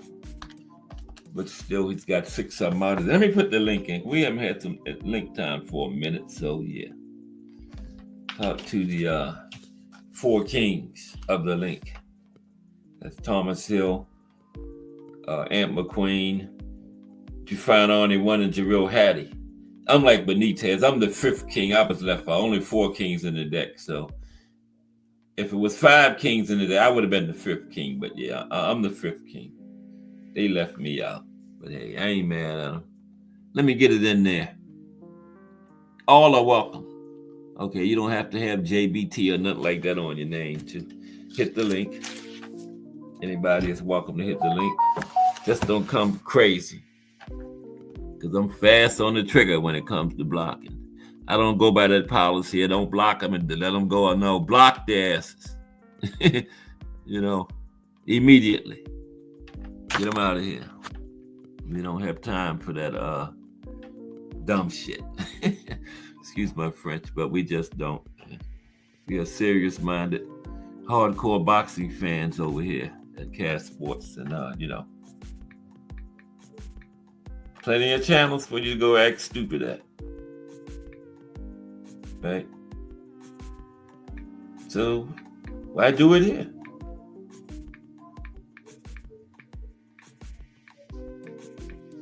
Okay, I'm getting the link in. Told you 3:30, 3:32.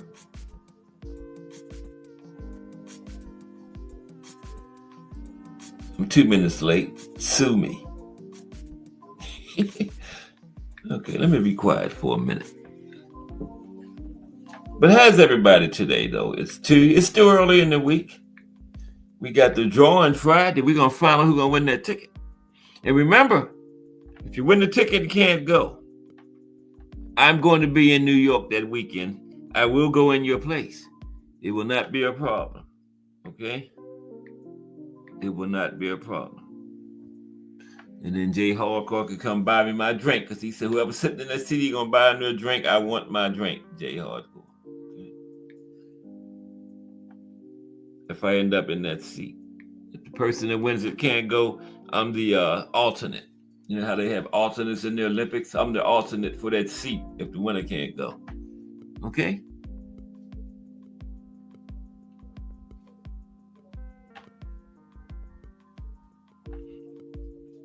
Whoop, there it is. Okay. All right. And yeah, tomorrow is going to be Far East boxing. We're doing different boxing styles. I don't know exactly they have a style, but we're going to talk about some Far East boxing tomorrow. And wait a minute. God damn. Oh shit. I'm coming. Oh my God. I'm trying to figure out something. Off of my screen. There we go. I got, oh, not you, T Hill. I was talking to that.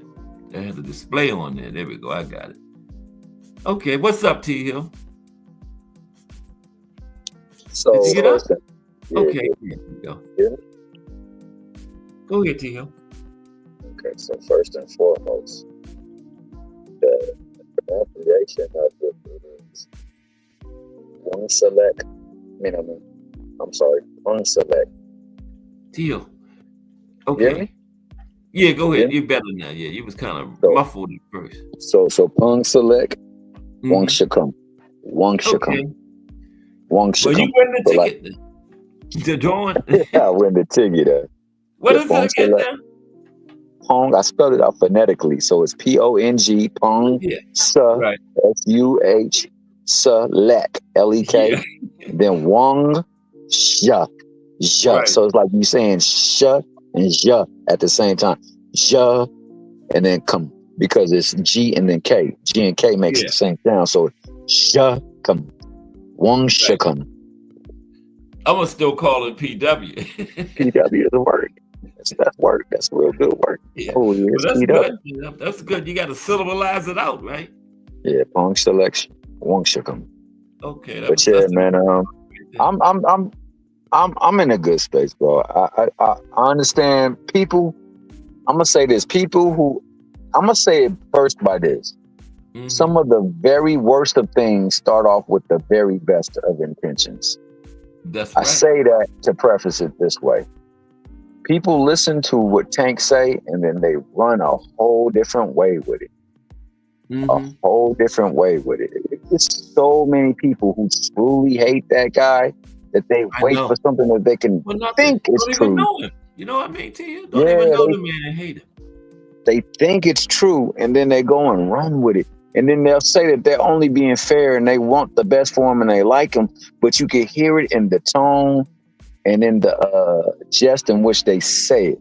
Like, you're saying it, but you're being funny. You're saying it, but you're upset. It sounds like you're upset. You're saying it, but you're being sarcastic. That means you truly don't care for that cat, and you're just waiting for a reason to justify how you truly feel. And I see that amongst a lot of people right now, man. That boy Tank got people all up in their feelings. So this, if I could give any message to Tank, I would say capitalize on the hate. These Mickey Frickies really want to see you do bad. So they will pay for anyone they believe will do you bad.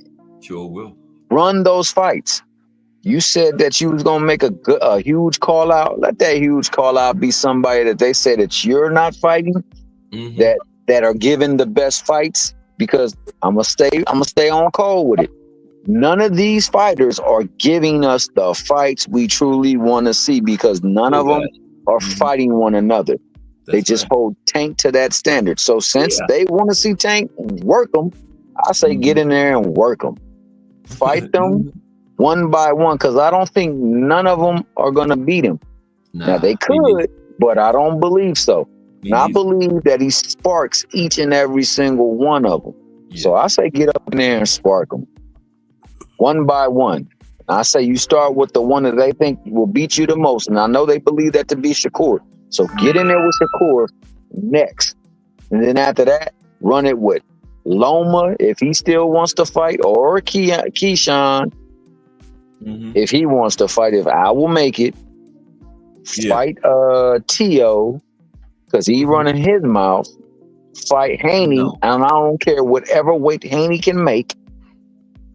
And then fight whomever else that you close out that contract with, because no matter what he does, he's going to always be. And the cold part about it is when he sparks these people, the way he does them, if he does them dirty, they will say that these people were overrated too. And that's the cold-hearted truth. I can't believe people were saying he is giving you dirt crap fights, cheap fights, cherry pickers, and the people who are fighting, or they want him to fight, are actively seeking the fighters that he fought to add to their legacy. Yeah, but they're good fights when other people fight them. You know what I'm saying? They're good fights in general, and they're good fights for any of them. Well, that's what they say when Tank fight him, they cherry pick him up, and somebody else fight him. I don't have that energy. I believe there are good fighters, and I believe for all of them. I believe that, and I firmly believe that if and when Ryan and Devin happens again, it'll be worse this time. I think that Ryan will really spark him because he'll be in shape, and he will beat that tail just because of what Devin brings to the table, and that's it. That's all. Against fighters that understand his flaw with what he does, with the way he does his fighting in the ring, they can take advantage of it. And I just want to see the fight, bro, because bottom line, the hate is there. The love is there. You got a perfect storm. You got that cold front, that hot front, or that warm front. When it comes together, you usually make it rain. It's time to make it rain. Ain't that the song? We make it rain on them. We make it rain. We make it rain. Well, it's time for Tank to make it rain, man, because he can capitalize off of this stuff. Capitalize off it. So go in there, handle business against Roach.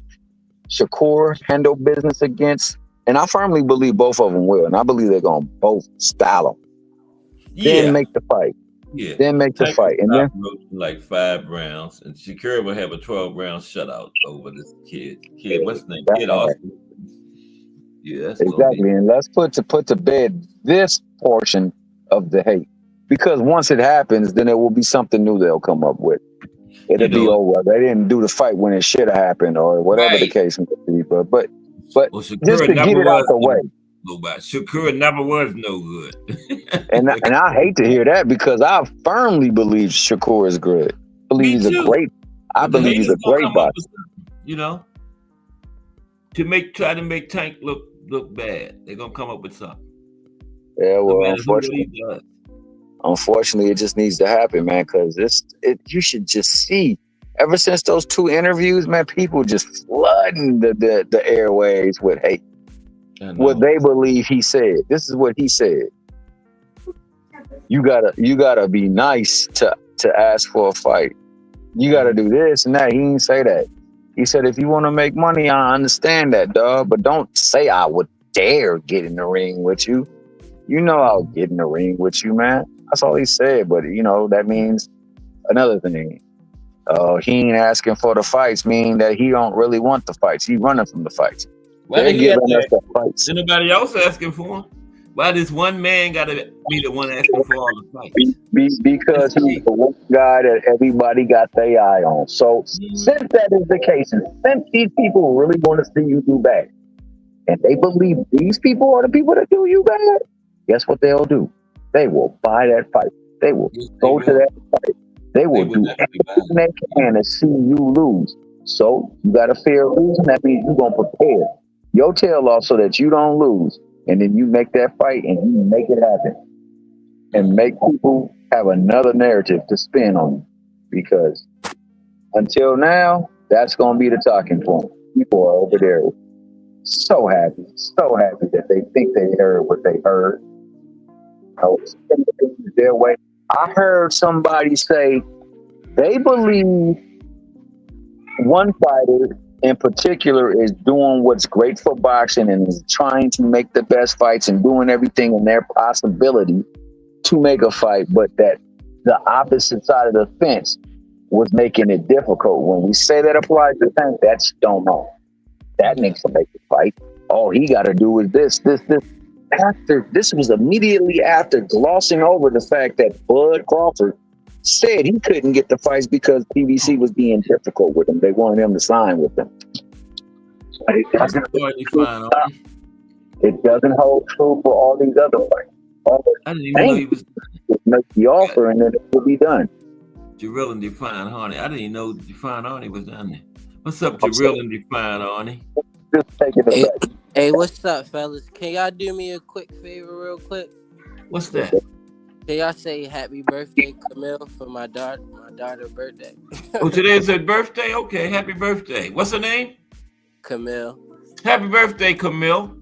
Happy birthday, You have a great day. How was Camille today, Jarrell? Thank you. How old are you, Camille? She's 7 today. 7? Okay. What we doing for our 7th birthday? My birthday is on this. That means we're doing this big because 7 is complete. That means you're going to be having a complete day of festivities. Yeah. Laughter, celebration, and good food and cake too. Eat the cake, anime. That's great. What is it? February 18th, right? February 18th. Well, 64 days after this day, they had love on their own. All right. My granddaughter is, she 8 now. She just 8, but yeah. So now that we got a king up here. I'm not a king. We got Taz, the young nephew, Define Arnie.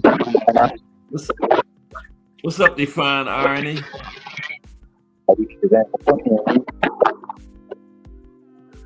Did I bring you up, Define Arnie? Somebody got it. I'm gonna say this. I believe you're breaking up real bad, T. You said I'm breaking up? Yeah, it's a lot of static. That's not me. That's yeah. Let me see. Yeah, it might not be. Define Arnie, are you up here? So let me say this. It stopped. I don't know who it is. It's somebody else. But with regards to the 4 Kings, I would like to also insert Mosley, De La Hoya, Vargas, Tito Trinidad, and Ike Corte. I think that those 5, they all fought one another. They all had a big bout. Some of them had multiple fights. We never talk about them. They truly embody what we say of what we want to see out of these younger kids. And I would say we just want to see them fight each other. That's all. And it's beyond them, though. I wanna go on record that it's beyond them. It's mostly the politics. Yeah, that had a lot to do with it too. So like, listen to what I was saying about the Bud use of how he tried to make everything happen for boxing. He tried to do this. He couldn't do anything because he was not in the PBC factor, right? So therefore, he could not get those fights before the PBC fighters started, right? Guess where all the belts for the lightweight have been? For the most part, they have all been on Top Rank side. Yeah, that's true. What Tank's supposed to do? Al does not want those belts to go because that's part of his selling point to the future proper talent that he lures his way. We can put you on TV, we can get you the fights, and we can make you a champion. He's not trying to barter that just for one big payday. but they don't want to give that credence. They bypass all the facts of that, and they will gloss over it and say, "Yo, but this dude is doing that. See, he's the one that's doing it. Then if he's doing it, why is it okay for him to do, but it's not okay for Tank to do?" That's all I ask. Like, help me to understand that, because there are people who hate Tank so much that they will say stuff like that, not realizing that in saying that you're automatically giving Tank the pass that you say he don't have. Define So on it. about your argument, you know, Oh, there you go. every time I hear Four Kings, bro, I get like a sour taste because they always leave Benitez out of there, and I don't know why. Because he has a win over Duran, for example, and he gave Leonard a hell of a fight. That's just me. Well, no, Cass put him up in there. Cass definitely put him up in there. Said he would be fifth. Yeah, I always put him in. Absolutely. That's why I included Vargas, because he would be the fifth. Because in those fights, Vargas also fought people as well too. Yeah, Benitez fought all of them except for Hagler. Except for I just think that they go with four, because if you think about four, you got up, down, left, right, east, west, north, south. So I think they go with four because, and then there's also the Mount Rushmore has four. But I agreed, Benitez definitely is a monster talk. He's one of the not only that, when you're making a bracket, you got to do it divisible by 4. Like you got to do either 4 or 8 or 16. Otherwise, it's not mathematically, you know, like if you do 6, you know, like it's 2 are going to be left. You know, It was only 4 kings in the deck, right? 2. And there you go. The biggest reason 4 kings in the deck. Yeah. Let me go on mute. But yeah, when you're talking about him, you got to mention Benitez. You got to. For sure. Because he was right in that era. He was a big player in that era, you know. As a matter of fact, to make matters worse, you can look in Amazon Prime right now. There's a documentary about Iran Barkley, you know, God bless him and everything, but the documentary is titled The Fifth King, and I'm like, oh my goodness, bro. The Fifth King? Iran Barkley? Yeah. That's crazy. Did he fight any of them? He fought Duran and Hagler. Did he fight Hagler? He fight Hagler. I'm not sure. But No, I he know fought Duran and Hearns. Not Hagler, but Hearns. He definitely fought Hearns. That's it, right? Yeah, I know he fought Hearns. I don't think he fought anybody else. How could you put him in front of Benitez? Benitez fought 3 of them. You know? Oh, he fought Duran too. That's right. He definitely fought Duran too. But Benitez fought 3 of them. 3 of the 4. You know? Man, I don't understand that. So that's why, and I'm not sure. Didn't all other ones fight 3 as well too? At least 3. Yeah, the ones that you mentioned for sure. Yeah, you know that don't make sense because like Hagler should be in a league of his own because of his weight that he was in. Yeah, middleweight. They look at Hagler as like the best middleweight, and then like Benitez should be in the 4 Kings because that was more about like the lower weights that Benitez was in. Good point. Yeah. So he was nice. I didn't see that fight. That was a real good fight. Him and Leonard. That was a banger. Like absolutely, that was a chess match of a fight. Yeah. And that's a good point Thomas Hill making about the network stuff because I only seen like Davin fought Ryan, but I feel like Davin more independent, and then like Shakur fighting Kid Austin, but he left Top Rank to do that. But you see Tank fought Ryan, but like the only network that's not doing the cross promotional thing is more so Top Rank. But that's just been swept under the rug though.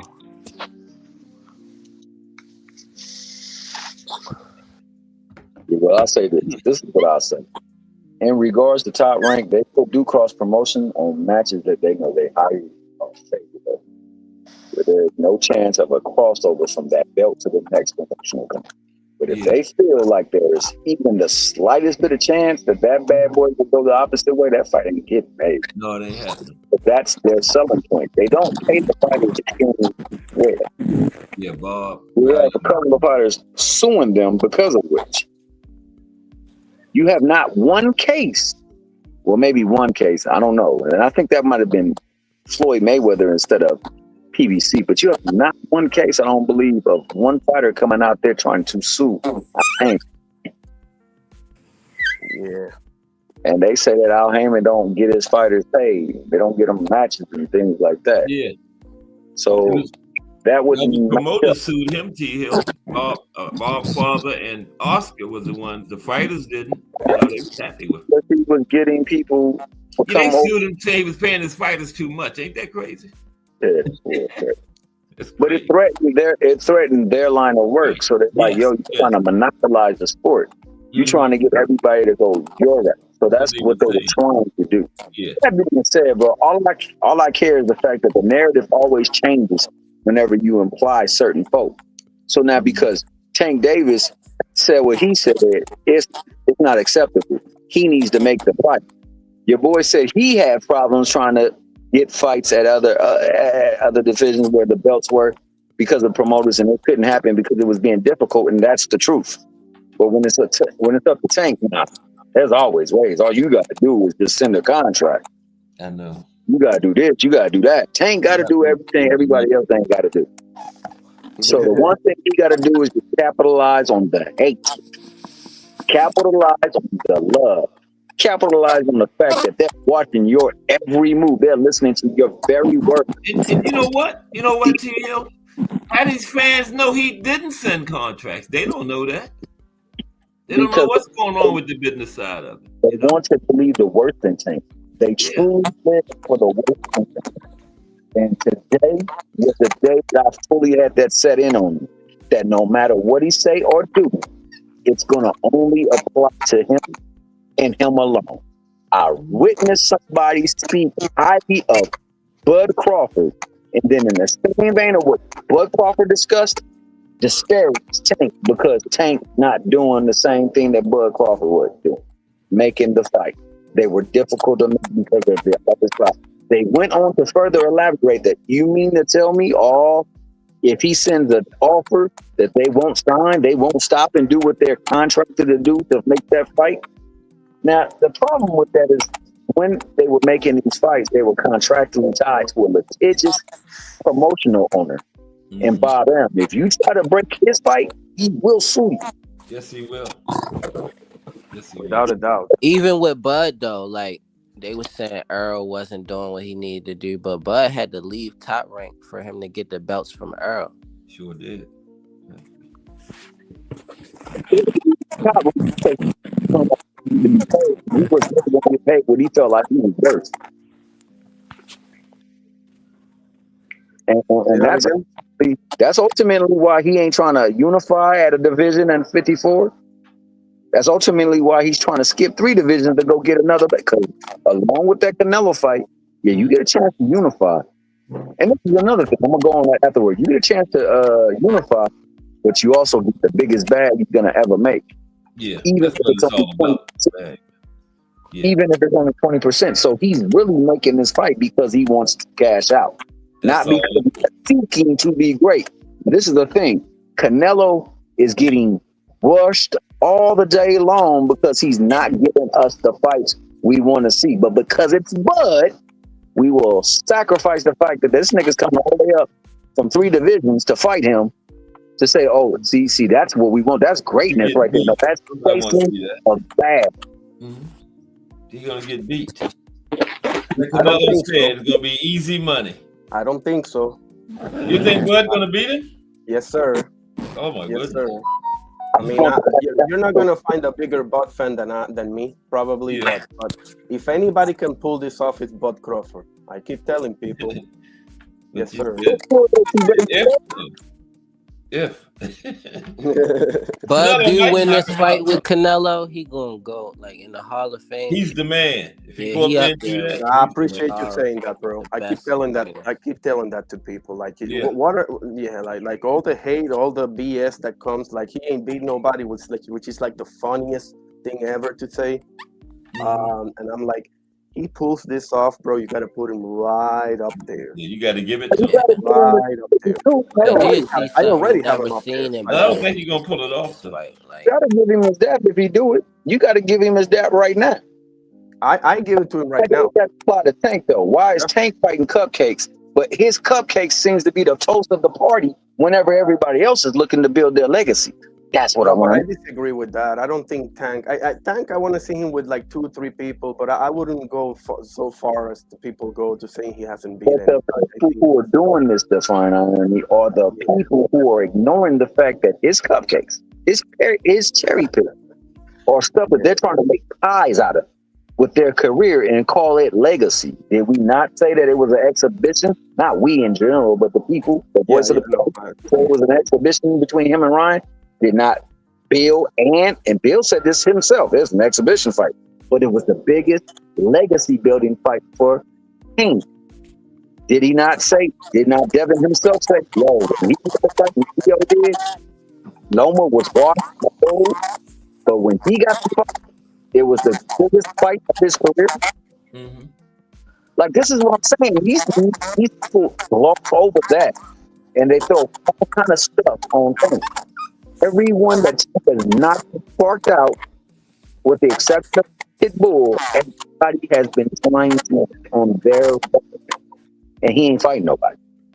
not only that, he gave Ryan Garcia his first loss. He gave Mario Barrios, I believe, his first loss. And I didn't see nobody do Leo Santa Cruz like that, bro. No doubt. Just like I ain't never seen nobody do Cambosis the way Loma did. Exactly. Who didn't watch Loma. So what I'm saying is, like, these people who are cupcakes, cherry picks, and bums exhibition fighters, the people who they say Tank is scared of and want to build his legacy, he needs to build his legacy off of. These are the people who are going after these bum fighters, these exhibition fighters, these cherry pick fighters, these cupcakes. Make that stuff make sense. Yeah, nah, I'm with you. But you know what? Let me tell y'all why I don't think Bud's gonna beat Canelo. Because it's not gonna be fair. He's not gonna knock Canelo out. And right now, as we speaking, Canelo already got 4 rounds to nothing. Right? Yeah, you ain't right about that. He definitely had that. But if it comes to a decision, Bud ain't getting no decision. He's just not getting it. You gotta be real dominant. I don't think he can be that dominant as he's gonna need to be to get a decision from Canelo. I don't know. I mean, people know that Canelo it's almost there. You know, it's almost done. And yeah, like I don't think Canelo has gonna cheat for him though. You know they probably, but I don't think that's gonna be. I don't think it's that much anymore. Honestly, like I could be wrong, obviously, because Canelo has such a fucking. I mean, even when he loses, the opponent gets robbed, right? But the at this stage of Canelo, I don't think he has that much pull as he did, 3-4 years ago and beyond. Yeah. You know, that's just me, but I could definitely be wrong. But Dimitri Bivol basically washed him, and they only gave him a 1-round win, man. 1 round. But to be fair, the man beat Canelo like 10-2. Bivol my favorite fighter, but at that point in time, Bivol wasn't known. Everybody knows Bud, and Bud is undefeated. He's top 2 pound for pound, top 2, 3 pound for pound, maybe even 1. And I mean, man, I'm making the case for my guy, Yeah, I hope you're right, man. But, Now, after that, Floyd Mayweather. Floyd Mayweather definitely was known. Floyd Mayweather. One judge gave the fight to Canelo, a draw or something, remember? A draw, yeah. I think it was Adelaide Bird or some bullshit like that. He won a round against Mayweather. Yeah. So, I think if you look at the fight again and you slow it down, he ain't win not 1 round against Mayweather yet. You got to draw. A draw, though, man. So, that is to be said. Then there's this. They wanted the Loma versus Cambosis fight so much that when Maxie Q watched Cambosis, they gave it to Campos. That was crazy. And I don't know why people keep bringing up Madrimov, bro. Madrimov's a completely different style, way quicker feet than Canelo has. Like, it's a completely different style, bro. Like, how he's getting come with the right hand toe? Because Madrimov. That's only thing that I'm worried about with Bud is like, how quick is he going? Because if he not quick like Floyd was when Floyd beat him, then that's going to be a factor. And then also, Bud got the skills to like stay in the pocket, but sometimes Bud like to exchange. He get hit if he going to be doing if he not fighting the perfect fight now, I don't got him winning. But I'm rooting for him though, cause he coming up. He still is the underdog, and then like for the legacy thing, that's a nice fight. Like, and he really do that. It'll be something new from Bud that I never seen. And then he got all his fights as bangers, so it's like that's another banger. And you win against Canelo. You right. That's so that's my question. He got it in him, but what is he going to do? Because he got habits of like going, like being sloppy, not because he have to, just because he like to dug it out sometimes. Canelo hasn't stopped anybody in like 5 years since, I don't think. No. I believe he could have. He could have stopped Mangia and I know. Mel and Belanga. Yeah, he carried them. Yeah, without a doubt. I mean, that's the only I believe. I believe he carried them. But honestly, man, I want to see the fight that Bud wants. Yeah, I want to see it. I would like to see Bud win it. Tell you the truth. If anybody deserves that money, it's Bud Crawford, bro. I don't think that can be debated. So it's happening though, right? It's official. It's going to happen, right? Is it official? I think it's that that holiday they have in September that he always fight on. After we see William Skull in the ring on May, we're gonna get the Bud Crawford, right? Yeah, that's what they saying. Okay. Mexican Independence Day, September something. Remember, what's not being said though? Like, do Canelo get his credit? Cause he done fought dang near everybody. Yeah, he'll get it. If he beats Bud Crawford as high as I am with Bud Crawford, I gotta give him his flowers, bro. I gotta stay true with it because I can't just turn around and be like, and all that. Yeah, he gets credit. I'm gonna be absolutely honest. He gets no credit to fight Crawford. He gets only the credit. He loses. Yeah, or if he loses. If he loses it, yeah. That's why they going to not be fair with it, man. I think that's a mistake because you gotta be fair both ways. That's how I look at it. Like if he goes out there and he knocks out Crawford or drops him or whatever and beats him, I gotta be like, okay, you have a victories over 2 A+ fighters. Triple G, which I personally don't think he beat Triple G, but whatever. The record says he did, and Bud Crawford. So that's 2 A+ fighters. So I gotta give him his flowers. Gotta do it. Only thing about like being fair when it comes to this is like Canelo is really more of a guarantee you're gonna get paid, and then Canelo, Bud always like kind of pride himself on he don't really need nobody. He could just retire now and he gonna be solidified. And it's even more so for Canelo, cause Canelo been in the league before, like, but was really known fighting fighters during that time. So like he don't really need nobody, like. And then I do respect something about Canelo as a fighter, as far as like the power structure between like the promoters and the networks and the fighters. Like Canelo, somebody. By the decisions he make it easier for fighters to make their own decisions and run their own career, because like he usually in control of how things gonna go. Yep. But like I respect that. I don't know, like the biggest deal is like it ain't really a catch weight, so I'm looking forward to seeing what Bud gonna do, because I know he intelligent, and then I know he got that grit. Like he gonna come to fight. Yeah. Like he had like 37 and he's still out there banging it out. Like he trying to have some action. Like, so I'm looking forward to seeing what's he gonna do, because he's smart. Like he a smart fighter. That's without a doubt. I can't wait to see what he looked like at 168. That's what I want to see. Yeah. Canelo, honestly, bro, my take on Canelo, I mean, you got an A+ head movement and an A+ chin. And a couple of other things. Well, he ain't knocking him out. Bud ain't stopping him. Bud got to get to when you go through the faces of boxing from Canelo all the way to Floyd, Pac-Man, Roy, Oscar, etc., by far, bro, in my opinion, he's the one with the shakiest resume, bro. Who is that? Honestly, Canelo? Canelo, bro. That's to me, that's like by a mile. Honestly, you never gave Bubu Andrade a shot. You went for Bivol and not Beterbiev. You never gave Lara his rematch, and you're not gonna fight David Benavidez, bro. Like, who else can you give that many names? He avoided the Charlos down there too. He found on it. Remember 154, 160. He avoided both of them. Absolutely. And you fought the carcass of Shane Mosley and Miguel Cotto. Right. And you had a great performance against Danny Jacobs. Can't deny that. But who else can you give that many names and that many, avoiding and stuff? Nobody. Chavez, name whoever you want to name, bro. Like, to me, that's my thing on Canelo. Just get in the ring with these folks, bro. I don't really care if you get cleaned. Chavez got cleaned a couple of times. That doesn't take away from. But he got in there with them, though. Absolutely, bro. Chavez got in there. Tyson, you name it, bro. You gotta fight the fights. Otherwise, I cannot put you next to those gentlemen, bro. I can't. Yeah, Chavez fought them in their primes and stuff too. Absolutely. Yeah. Ali, the real ones, Yeah.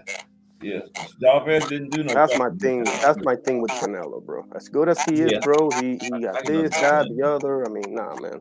Yeah, I can understand that. Yeah. Yeah, I agree with that 100%. We got to get ready to get out of here. Fellas. It was a pleasure, fellas. All right, appreciate it, y'all. See you in the next one. Happy birthday, Camille.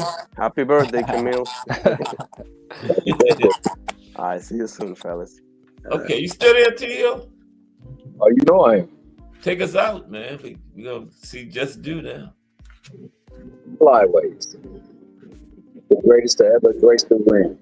The top 10 were actually 9 because one of them, they no longer fight right now. So shout out to the box historian for another banger. Shout out for him throwing that left hook, that right hook, that upper hook, that straight jab, and a brick hand to knock out another fantastic show, another informative piece of boxing history. Shout out to the people who took their time to share it with me.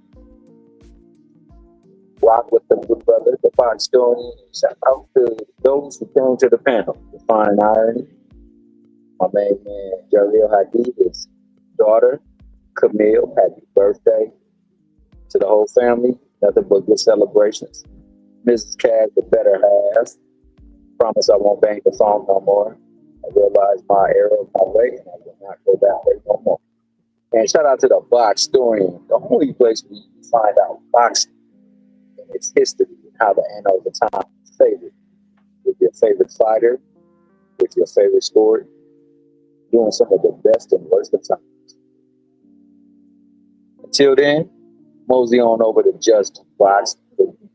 Get that pugilistic perfection, that boxing talk. That's that boy, Just Do Boxing, the voice. Mosey and accommodate yourselves justly. And until the next to come, we come together over here at the box story. Bid you adieu. Have a wonderful day.